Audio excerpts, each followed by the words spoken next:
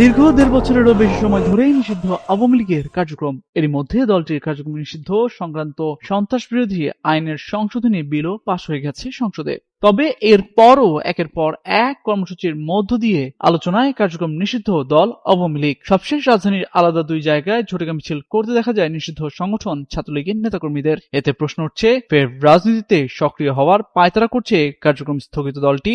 ২০২৪ সালের ৫ আগস্ট আওয়ামী লীগ সরকার ক্ষমতাচ্যুত হওয়ার পর ২০২৫ সালের ১১ মে সন্ত্রাসবিরোধী আইন ২০০৯ সংশোধন করে একটি অধ্যাদেশ জারি করে অধ্যাপক মোহাম্মদ ইউনূসের অন্তর্বর্তীকালীন সরকার।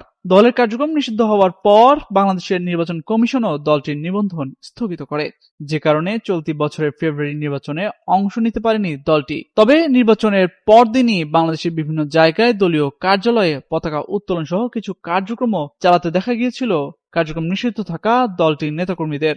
গেল ২৩ এপ্রিল লক্ষ্মীপুরে শেখ হাসিনাকে ফেরানোর শপথ পাঠ করার একটি ভিডিও ছড়িয়ে পড়ে সামাজিক যোগাযোগ মাধ্যমে।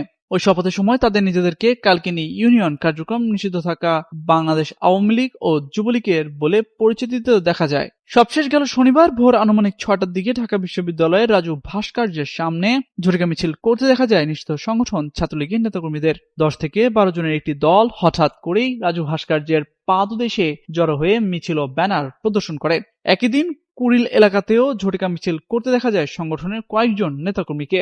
আওয়ামী লীগ বাংলাদেশের অনেক পুরনো রাজনৈতিক দল, তারা বাংলাদেশ থেকে বিতাড়িত হয়েছে, ফলে তাদের তো ফিরে আসার প্রচেষ্টা থাকবে, এটাই স্বাভাবিক। কিন্তু বর্তমান সরকার সেই সুযোগ দিবে কিনা সেটা নিয়ে যথেষ্ট সন্দেহ রয়েছে বলে মনে করেন তিনি।